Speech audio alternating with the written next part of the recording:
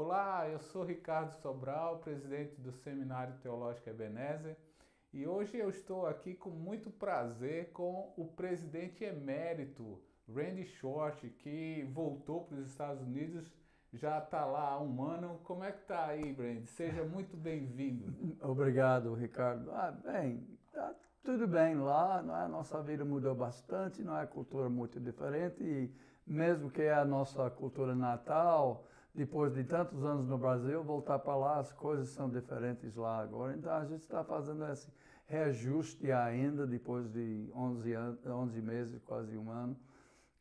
Mas ficar perto dos netos também é muito bom, não é? Perto Verdade. dos filhos, então a gente está bem lá. Ótimo. O Randy tem vindo aqui, pelo menos programado, para vir cada ano assim nos visitar. E assim, não é só para visitar, mas também é para nos ajudar. E ele veio agora para dar uma disciplina para nós muito importante, que é a hermenêutica da restauração. Então eu Exatamente. gostaria de que você desse assim uma explanação rápida do que foi esse curso, como é que se desenvolveu. Olha, veja bem, nós não falamos muito sobre o movimento da restauração nesse curso. Eu diria que o curso foi mais hermenêutica de restauração, Ok. mas acaba sendo quase a mesma coisa. Mas houve um movimento nos Estados Unidos de pessoas de várias igrejas, metodista, batista, presbiteriano, que queriam acabar com as divisões no mundo religioso e unir na mesma base que é a Bíblia. Então eles pegaram volta à Bíblia. Então os princípios de voltar à Bíblia, na verdade, alguns deles são desde o início, né? São bíblicos, mas outros também que combinam bem com a Bíblia começaram com a grande reforma protestante em 1500 e que parece que não conseguiram unir completamente em uma só doutrina. Então esse movimento da restauração lá tentou unir mais. E nós podemos ver que ainda hoje há muitas divisões no cristianismo. Então, ensinando esses princípios, a nossa esperança, nosso desejo ainda é ver, deixando as coisas, as doutrinas que dividem a gente e unindo nas doutrinas de Cristo e na Bíblia, né? Puxa, muito legal. Eu tenho algumas perguntas e eu acho que você vai poder nos ajudar com Vou relação tentar. a isso. Então, por exemplo, já que você falou dessas divisões e doutrinárias, etc., qual que seria a doutrina, por exemplo, que mais divide o mundo religioso hoje? Bem, Ricardo, na verdade está acima do meu conhecimento para dizer com certeza que esta doutrina é a doutrina que mais divide. Mas eu sei algumas doutrinas que são entre as doutrinas que mais dividem o cristianismo hoje. E o primeiro que eu gostaria de falar seria sobre dois princípios de dois grandes homens da Reforma Protestante, né? Que seria João Calvino e Martim Lutero, né? Então, João Calvino criou, que hoje eu não lembro se ele mesmo chamou esse princípio pelo nome que está conhecido hoje, que é chamado princípio regulador de adoração. E aí também, no caso de Lutero, ele tinha outro princípio, que era o princípio normativo, e também eu não sei se ele chamou de normativo ou se as pessoas depois colocaram esse nome, mas esses parecem, os dois parecem princípios muito bons, sabe? Mas quando você começa a pensar, você vai ver que a diferença é importante e essa diferença é uma das coisas que mais divide, então, o cristianismo nos dias de hoje. Quer que eu explique? Seria bom para a gente ter uma noção desses dois princípios, né? Ok. Tem alguma coisa específica que a gente podia marcar de cada um Tá bom, deles? então o princípio regulador de Calvino, eu vou dizer o seguinte, eu vou falar nos termos mais simples que eu posso pensar agora. Ele disse o que a Bíblia não autoriza, a gente não pode fazer. Ok. Quer dizer, ele queria ver o versículo escrito, pode fazer tal coisa. Então, se ele não via, ele não queria fazer. E o que ele via, Ele disse, temos que fazer. Temos que fazer. Agora, o Martim Lutero, então foi bom, né? O que ele falou foi bom. Parece também que o que o Martim Lutero também falou era bom. Ele dizia mais ou menos assim, se a Bíblia não proíbe, podemos. Se a Bíblia não condena tal ato, então nós podemos fazer. Oh. Porra. Parece bom, né? Os dois pareciam bom, mas se você começa a analisar, você vai ver que um vai levar muitas opiniões diferentes que podemos fazer e o outro vai estreitar o que pode ser feito com a autoridade de Deus na Bíblia.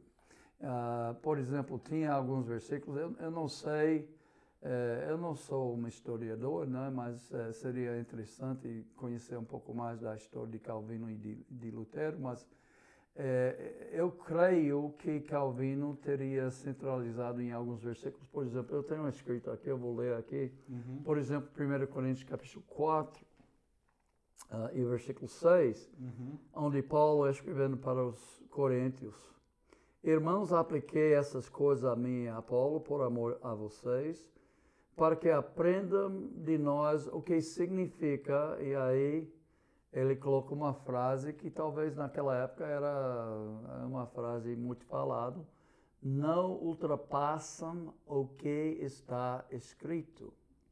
Okay? Então, Calvino queria ficar com aquilo que estava escrito sem acrescentar nada. Ele diz, assim ninguém se orgulhe a favor de um homem em detrimento de outro. Então, os homens vão estar juntos, unidos, porque eles têm o objetivo aí escrito e todo mundo tem que obedecer aquilo, não acrescentando nada. Talvez também no mesmo capítulo, o que Paulo fala em vários lugares, na verdade, mas eu não vou só para esse versículo para poupar tempo, também em capítulo 4 e versículo 17 agora, de 6 para 17. Por essa razão estou enviando Timóteo, meu filho amado e fiel no Senhor, o qual lhes trará lembrança a minha maneira de viver em Cristo, de acordo com o que eu ensino por toda parte em todas as igrejas. Então, não ultrapassa o que está escrito. Eu ensino a mesma coisa em todas as igrejas. Então, eu creio, eu nunca vi João Calvino citar esses versículos, eu não tenho essa idade também, né? Mas nem nas leituras dele, não, nos livros dele, mas essa é a ideia que ele estava promovendo. Tem que estar escrito. Se não está escrito, não deve fazer. E isso, na verdade, não era novidade, bem, com certeza com ele é bíblico, eu estou lendo as passagens, mas não era novidade nem na igreja primitiva, no primeiro século, porque Deus já tinha falado tais coisas. Por exemplo, em Deuteronômio capítulo 5, quando Deus deu para Moisés a lei e os estatutos e tudo sobre como ia adorar, né, como se diz, o tabernáculo. No tabernáculo que ele estava para construir, não só os 10 mandamentos, mas ele disse o seguinte, capítulo 5, versículo 32 e 33. Por isso, tenha cuidado de fazer tudo como o Senhor, o seu Deus, lhe ordenou. Não se desviem nem para a direita, nem para a esquerda. Andem sempre pelo caminho que o Senhor, seu Deus, lhe ordenou, para que tenham vida. Aí, agrada a Deus. Ele vai dar vida para você. Tudo lhes vai bem e seus dias se prolonguem na terra da qual tomarão posse. Né? Então, não desvia. O que está escrito é o que você deve fazer. Não vai fazendo outras coisas. Não vai acrescentando coisas. Ele até usa a palavra acrescentar também sobre a lei de Deus naquela época. Né? Moisés escrevendo Deuteronômio capítulo 12 e versículo 32, ele diz, aplicam-se a fazer tudo o que lhes ordeno, não lhe acrescentem nem terem coisa alguma. Então, Me parece que o Lutero, então, diria, né? Bem, até o princípio dele, se Deus não condena, pode acrescentar. Pode fazer. Mas aqui está dizendo o que Deus ordena, não acrescenta. Então, para mim, eu não sou calvinista, mas para mim o que o João Calvino falava é mais coerente com o que a Bíblia diz do que o que o Martim Lutero fala. Isso é uma questão interessante até de raciocínio, porque, por exemplo, não parece ser que o Lutero fosse alguém que dissesse, tá bom, se não está escrito, então a gente pode botar o que quiser. Ele tinha limite. E quando você dá a volta para dar limite, de onde ele tirava o limite? Provavelmente nas escrituras, e voltava a ser tipo a ideia voltaria exatamente. Na verdade, ele não era bem coerente sempre na aplicação do princípio dele, né?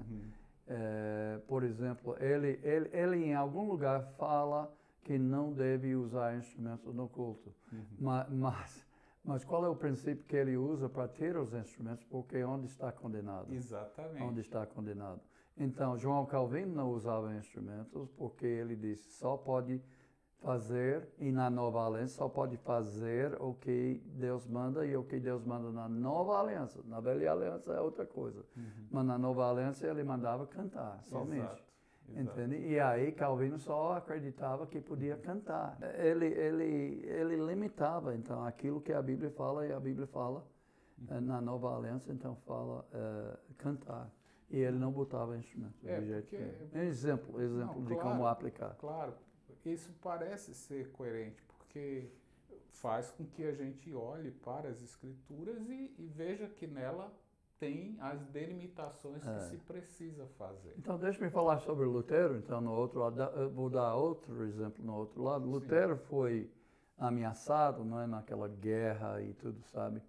E ele foi protegido por... Eu não conheço bem a história. Ele foi protegido por um rei e ele fugiu de Wittenberg, né? A igreja dele estava lá. Ele era católico, ele não queria sair da igreja católica. Eu acho que ele acabou sendo excomungado, né? Mas ele não queria. Ele queria reformar a igreja católica e ficar dentro, tirar as coisas que ele achava errado.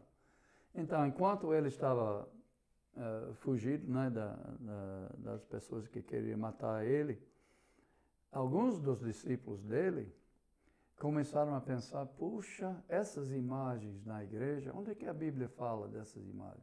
Essas velas, né, essas coisas que a gente usa, esses crucifixos e tudo, onde é que a Bíblia fala disso? A Bíblia não fala disso. Vamos tirar. Tirou tudo. Estou simplificando a história, né? Claro. Aí, então, eles tiraram. Na verdade, houve uma guerra chamada, me ajuda com a palavra, iconoclastia. Iconoclastia. Exatamente. A guerra iconoclastia. Aí que quer ícono ou icano, como é a pronúncia? Iconoclasta. Iconoclasta. Então, isso queria dizer ídolos. Exato. Então, aquelas imagens acabam se tornando ídolos, então ele estava tirando de todo lugar. Quando, finalmente, o Martim Lutero voltou, ele disse, cadê as imagens? Cadê as imagens? Nós tiramos, a Bíblia não fala. Ele disse, o que a Bíblia não condena, pode. Bota de volta. Entende? Então, essa é a diferença. Então, se você acha bom, você bota. Você não precisa a Bíblia dizendo para você botar. Você bota o que você quiser, se você acha que vai servir. Aí, então, pode imaginar, todo mundo tem suas opiniões, então todo mundo pode botar o que quiser e vai continuar a divisão. Mas quando você tem que só colocar o que a Bíblia fala, e todo mundo tem que colocar somente o que a Bíblia fala, então você vai unir as pessoas. Então, o grande divisor ainda hoje é isso. Pessoas acham que eles podem mudar, colocar, acrescentar, e tem pessoas que acham, não, nós temos que só fazer o que a Bíblia fala. Eu sei que os tempos mudam e as coisas assim vão se desenvolvendo muito assim no mundo religioso. Mas você acha que tem outra coisa que divide o mundo hoje? Infelizmente tem muitas coisas. Eu vou falar de mais uma. E essa também, desculpe a minha pronúncia e vocês que estão assistindo também, como eu tenho problema com aquele ecanoclastia, também esses são um pouco difíceis, mas eu vou falar. São nomes que, se você está estudando teologia, talvez você na igreja não vai nem usar esses nomes, talvez nem deve usar esses nomes, né? Mas aqui no Brasil, o que muito divide o mundo evangélico é o pentecostalismo e os tradicionais. Okay? Então, você tem a Assembleia de Deus, que é a maior igreja do Brasil depois da Igreja Católica, e você tem muitas outras igrejas pentecostais que acreditam nos dons milagrosos do Espírito Santo ainda hoje. E você tem as igrejas tradicionais, como a Batista tradicional, Presbiteriano tradicional e mais Metodista também tradicional e outros, que acreditam que cessou os dons milagrosos. Cessou. Então, tem a ideia chamada cessacionismo. Cessacionismo, que tem a ver com cessar os dons milagrosos. E o outro lado é o continuismo. Continuismo, que tem a ver com os dons milagrosos continuando. Sim. Então, é uma grande divisa aqui no Brasil, não é? Todo mundo sabe disso. Claro. Até os tradicionais estavam aqui primeiro, e então em 1911 chegou pessoas, missionários até suecos, chegaram no Brasil e começaram a ensinar sobre os dons milagrosos. Aí começou uma onda e hoje em dia cresceu até os neopentecostais. Os neopentecostais também seriam aqueles que são continuaristas, né? Então, continuistas. Continuistas. Inclusive até as pessoas quando vêm estudar no seminário, alguns vão perguntar, vocês são cessacionistas ou continuistas, né? Continuistas, exatamente. Continuistas querendo dizer, mais uma vez, que os dons milagrosos continuem ainda hoje. Então, como é que a gente vai decidir isso? A gente tem que decidir pela palavra. Exatamente. Qual for o propósito dos dons milagrosos. Deus pretendia que sempre ia ter os dons milagrosos, como falar em línguas, como curas, até que Jesus voltasse. Então, existe uma passagem também que eu gostaria de compartilhar com vocês. Vem de 1 Coríntios capítulo 13, aquele capítulo de amor. Sim. É interessante, aquele capítulo aparece em Coríntios entre, obviamente, capítulo 12 e capítulo 14. Certo. Então, o contexto daqueles 3 capítulos é os dons milagrosos, né? Principalmente em capítulo 14, principalmente o dom de falar em línguas. Mas, na verdade, o contexto é todos os dons milagrosos, né, que ele fala em capítulo 12, mas chegando, às vezes a gente fica distraído porque é um capítulo tão bonito, né, sobre o amor.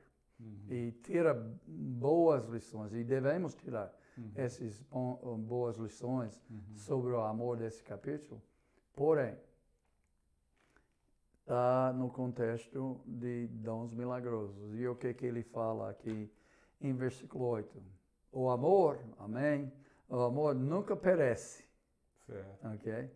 Mas ele vai falar agora alguma coisa ao contrário, que vai parar. Então, o amor, nós devemos amar uns aos outros, nós devemos amar os nossos inimigos, nós devemos amar o nosso próximo, até que Cristo voltar. E aí, realmente, vamos amar, né?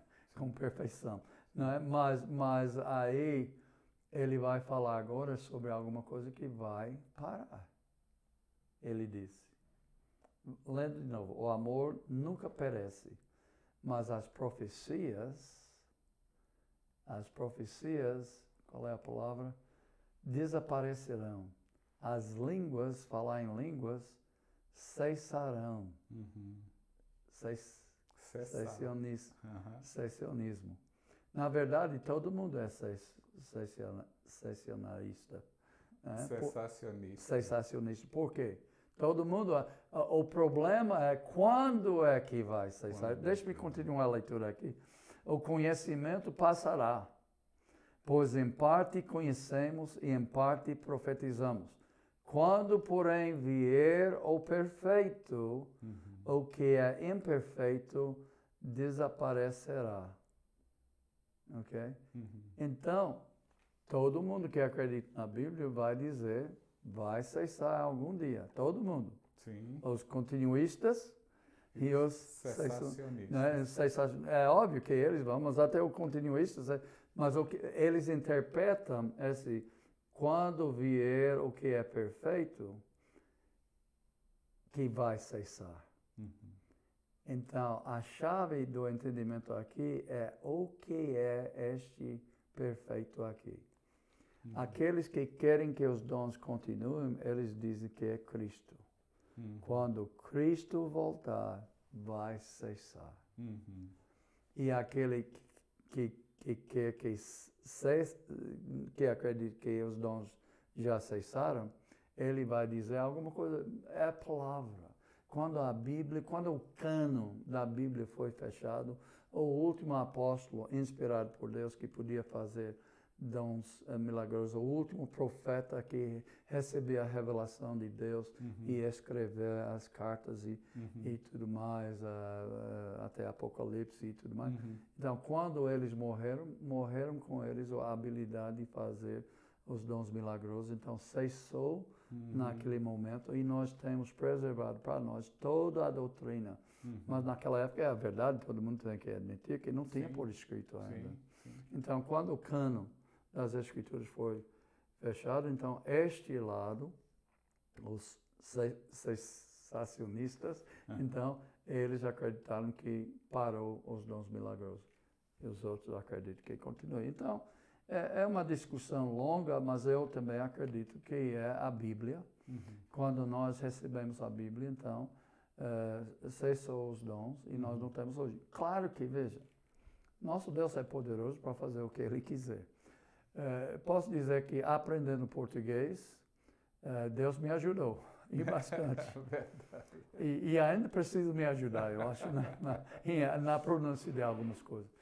Mas eu não posso dizer que Ele me deu o dom de falar em línguas, como Ele dava naquela época.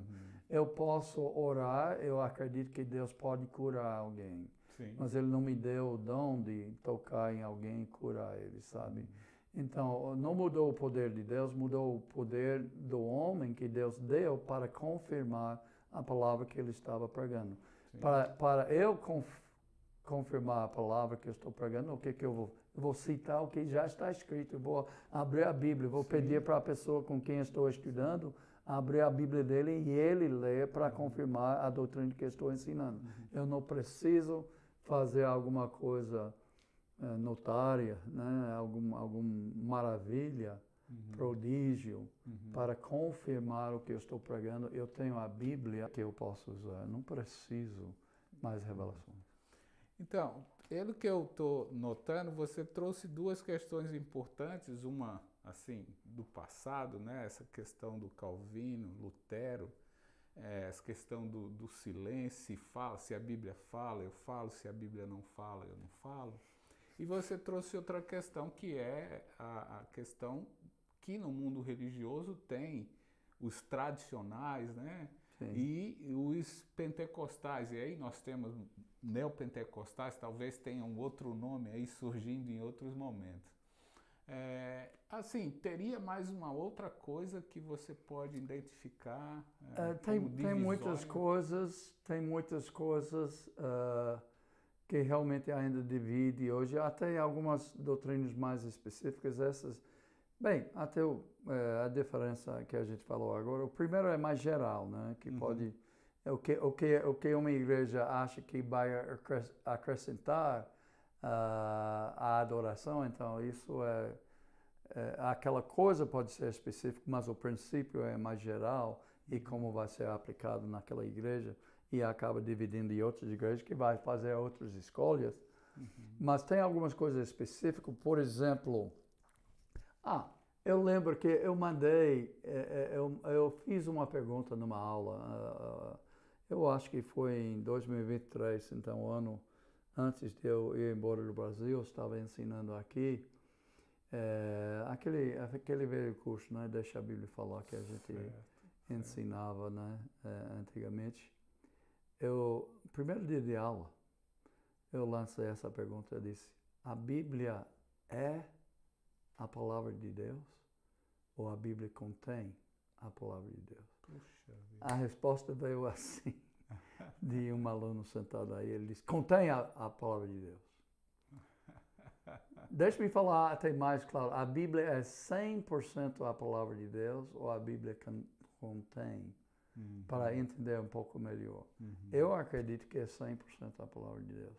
Tem pessoas que acreditam que não é 100%, mas lá dentro tem a palavra de Deus e nossa tarefa é procurar lá dentro até que a gente encontre o que é de Deus.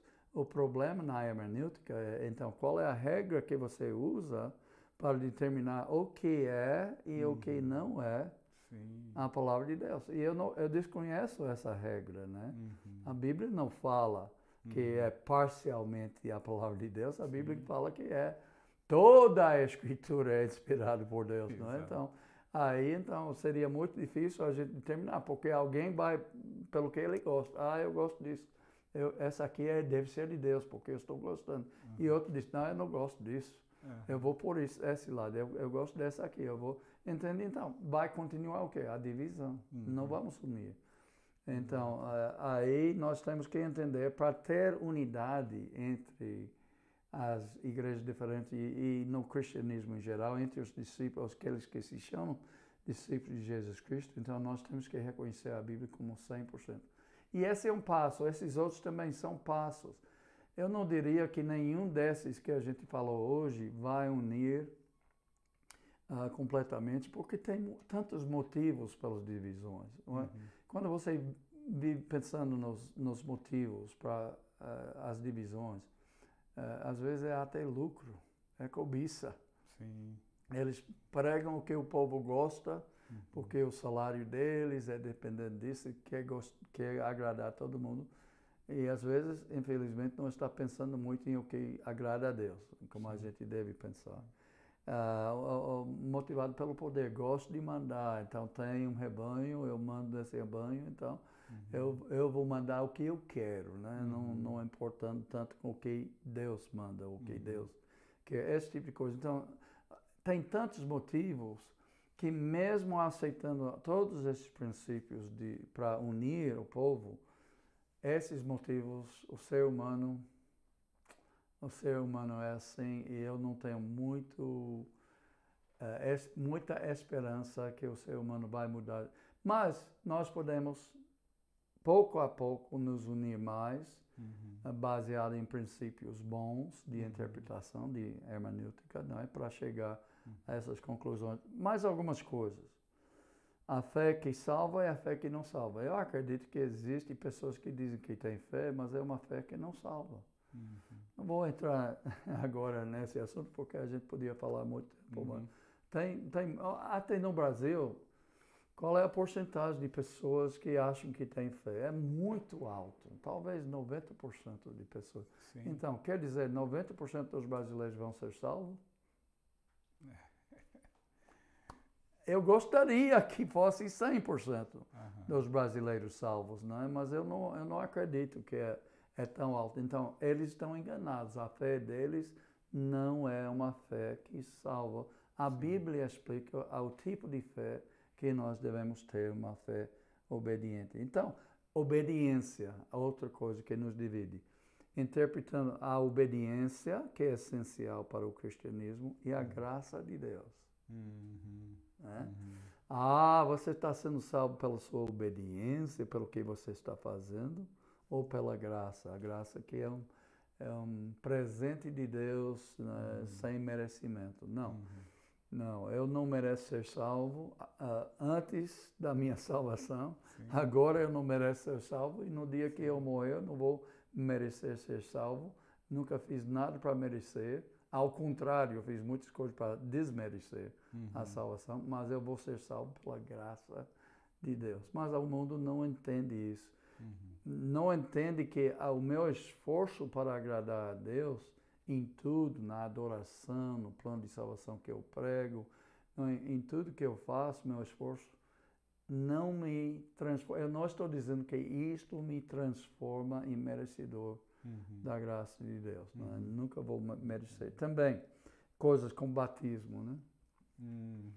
As igrejas têm diversos batismos e mesmo quando uma igreja, vamos dizer, duas igrejas praticando imersão, ainda pode ser um batismo diferente, porque um pode dizer que é essencial para a salvação e outro dizer que não é essencial para a salvação. Eu quero saber o quê? O que a Bíblia diz. Então, na verdade, essa é a hermenêutica, deixar os credos humanos e voltar ao que a Bíblia diz e só pregar o que a Bíblia diz. E até aí a gente vai ter algumas divergências. Outra coisa, papel da mulher. Mulher pode pregar, mulher pode ser pastora, né? Então, o que a Bíblia diz? Vamos voltar e ver o que a Bíblia diz. Essa é a restauração também. A restauração quer dizer voltar ao original. Se você restaura uma casa... sabe o que eu vi uma vez, Ricardo? Eu vi a casa de Elvis Presley. Na verdade, já vi duas casas dele. Eu vi a mansão dele em Memphis, Tennessee. Já fiz um tour lá dentro, né? Turismo lá dentro. Onde ele morreu. No dia que ele morreu, ele estava dentro daquela casa.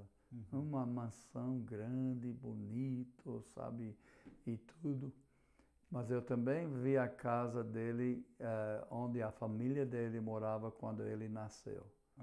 Pobrezinha essa casa, sabe? No estado de Mississippi. Né? Aí eu e Kathy, minha esposa, nós paramos lá e eles têm preservado. Então, eles pegaram aquela casa que tinha passado por algumas, vamos dizer, desgastes, né, ao longo dos anos, e eles restauraram. Quer dizer, eles voltaram ao original, porque ele queria que o pessoal que era fã de Elvis Presley ver o jeito da casa quando ele nasceu. Então foi restaurado. É um museu também hoje. A mansão dele é museu em Memphis e lá em Tupelo, Mississippi, tem a casinha dele que é museu também da vida dele, mas porque foi restaurado. Então, quando a gente pensa na igreja e os abusos que passou pelos homens, né, ao longo desses séculos, acrescentando coisas que a Bíblia não fala, então a restauração é voltar ao original. Aqui em Recife, eu estava com um grupo agora, a gente fez alguns passeios lá no centro, aqueles edifícios lá, a Marca Zero, né? Muito bonito, restaurado, pelo menos a fachada.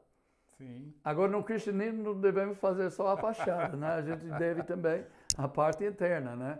Mas lá eles preservam a fachada, muito bonito, né? Então, o processo todo de pegar fotografias antigas, pegar em plantas antigas e tudo, e com cuidado restaurar exatamente como era em 1600 e alguma coisa. Então, é isso que a restauração fala. Pegar a planta original do edifício que a gente chama igreja e a gente usa aquela Bíblia para voltar ao original e ser aquele cristão, aquele discípulo, aquela igreja do primeiro século, sabe? Esse é. E a hermenêutica também, porque depende de como você interpreta a Bíblia. Puxa vida, esse papo aqui podia render muita conversa, Randy. Um prazerzão ter você aqui conosco, trazendo boas informações. Obrigado. E eu espero que você possa, assim, se inscrever no nosso canal, dê um like, compartilhe com outras pessoas, porque realmente o que a gente espera é que voltemos às Escrituras e que a gente possa adorar o Senhor da forma que Ele quer. Muito obrigado, Randy, sua participação, e que Deus nos abençoe, abençoe vocês também.